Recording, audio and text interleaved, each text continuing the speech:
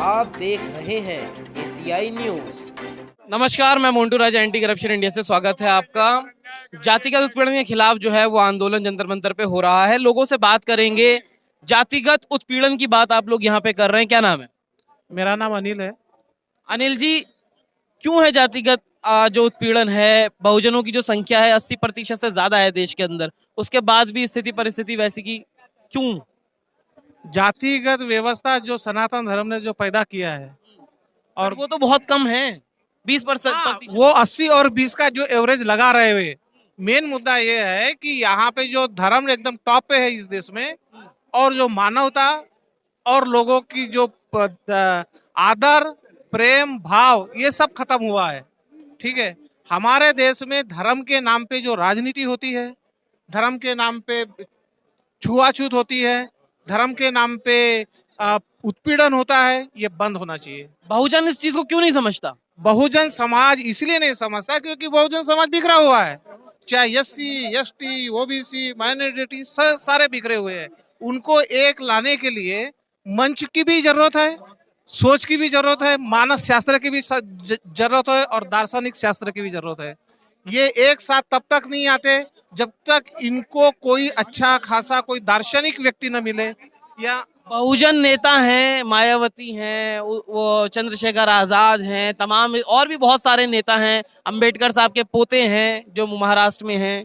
क्या लगता है क्यों है ऐसा? उसके बाद भी सब ऐसा है कि इनमें ये एकजुट इसलिए नहीं हो रहे हैं क्योंकि जो इस देश का जो वर्तमान नेतृत्व है वो एकजुट होने नहीं दे रहा है। किसी को खरत फरत, जैसे हमारे रामदास आठवले जी देखिए, प्रकाश आंबेडकर महाराष्ट्र में है, मायावती जी यूपी में है। अब मायावती जी को तो बीजेपी ने पूरा घेर लिया है। ठीक है, अब वो समाज के लिए कहाँ जाते हैं, क्या करते हैं, बिल्कुल अंडरग्राउंड हो गए वो। ठीक है, क्या लगता है जो जो स्वर्ण समाज है, मतलब अगर नेताओं की बात की जाए, उन्होंने जो बहुजन नेता है उनको खरीद लिया है और जो पिसाई है उसमें बहुजन आ रहा है। 119 है बहुजन नेता बीजेपी के लोकसभा इसमें। ठीक है, लोकसभा सीट में 119 है। फिर भी हमारे इस धर्म के इस समाज के लोगों का क्या हालत है ये सबको पता है।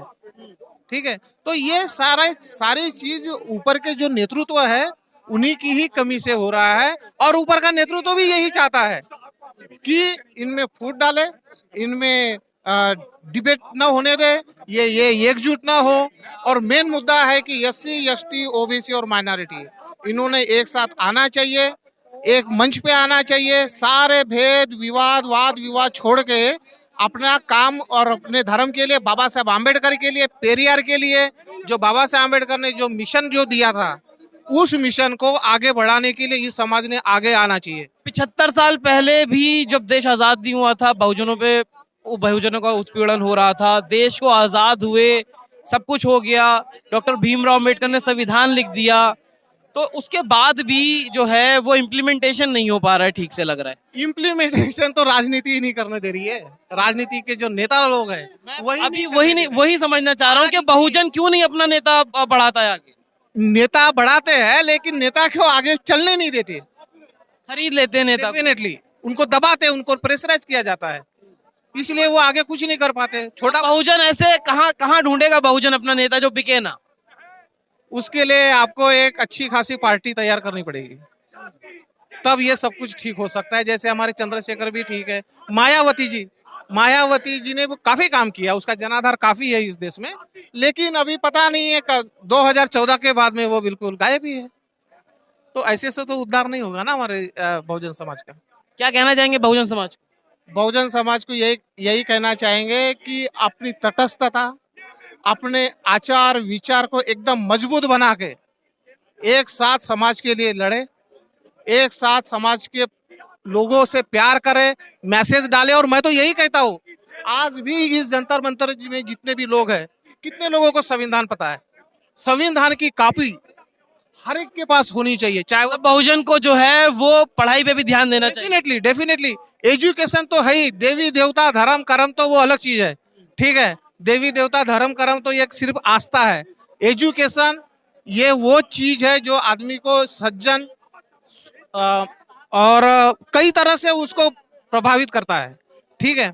और मैं अंत में यही कहूंगा कि सारे लोगों ने, हमारे देश के बहुजन लोगों ने संविधान पढ़ना चाहिए, चाहे वो संविधान 10 रुपए का हो, 20 रुपए का हो, 30 रुपए का हो। कई लोगों को संविधान के बारे में पता नहीं है, और सिर्फ उन्हें अकेले नहीं पढ़ना चाहिए, अपने दोस्तों को, अपने परिवार को, अपने रिश्तेदारों को उसकी कॉपी देना चाहिए और पढ़ना चाहिए। डॉक्टर बाबा साहब आम्बेडकर का बुद्ध एंड इज धम्म, जो बाबा साहब आम्बेडकर ने बुद्ध एंड इज धम्म जो दिया था, उसको जरूर पढ़े, यही मेरी गुजारिश है। तो देखिए, जैसे कि साथी ने बताया, जो बहुजन समाज है वो पढ़ा लिखा कम है, उसे नहीं पता है क्या उसके अधिकार है, क्या कानून है, इसलिए आज़ादी से पहले भी ये स्थिति थी और आज़ादी के बाद भी।